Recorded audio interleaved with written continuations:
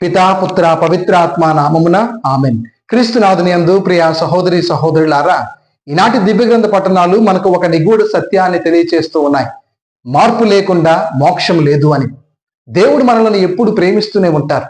మనుషుల మధ్య ప్రేమకు హద్దులు ఉంటాయి. ఎవరైనా తప్పు చేస్తే మనం వారిని దూరం చేస్తాం, కానీ దేవుని ప్రేమ అలాంటిది కాదు. దేవుని హృదయం తీర్పు కంటే కరుణతో ఎక్కువగా నిండి ఉంది. మనం దూరమైనా దేవుడు మన కోసం ఎప్పుడు ఎదురు చూస్తూనే ఉంటారు.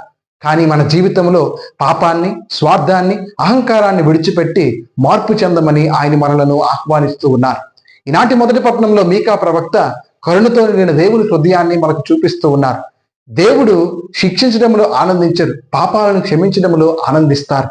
మనం నిజంగా పశ్చాత్తాపంతో ఆయన చెంతకు తిరిగి వచ్చి పాపాలను ఒప్పుకుంటే దేవుడు మన పాపాలను సముద్ర గర్భంలో పడివేసి క్షమిస్తారు అని ప్రవక్త మనకు తెలియచేస్తూ ఉన్నారు. అదేవిధంగా సువార్తలో తప్పిపోయిన కుమారుడు ఉపమానము మనకు మరింత లోతైన సందేశాన్ని అందిస్తుంది. తప్పిపోయిన కుమారుడు పాపంలో జీవించాడు. అతని జీవితాన్ని నాశనం చేసుకున్నాడు. కానీ ఒకరోజు అతని హృదయంలో మార్పు వచ్చింది. ఆ మార్పు తండ్రి చెంతకు చేర్చింది. తండ్రి అతనిని తిరస్కరించలేదు, ఆలింగనం చేసుకున్నాడు, క్షమించాడు, ఆనందపడ్డాడు. ఒక్కసారి ఆలోచన చేసుకుందాం.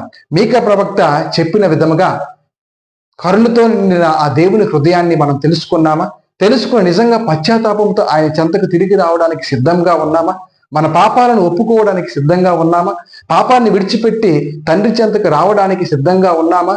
లేక పాపములోనే ఉంటూ ఉన్నామా? దేవుడు మన పరిపూర్ణతను కోరుకోవడం లేదు, మన మార్పును కోరుకుంటూ ఉన్నారు. పాపము నుండి తిరిగే ప్రతి అడుగు మోక్షమునకు తీసుకువెళుతుంది.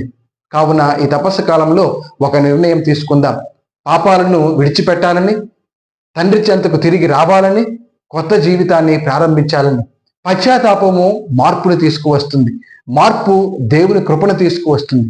దేవుని కృప మనలను మోక్షమునకు తీసుకువెళుతుంది.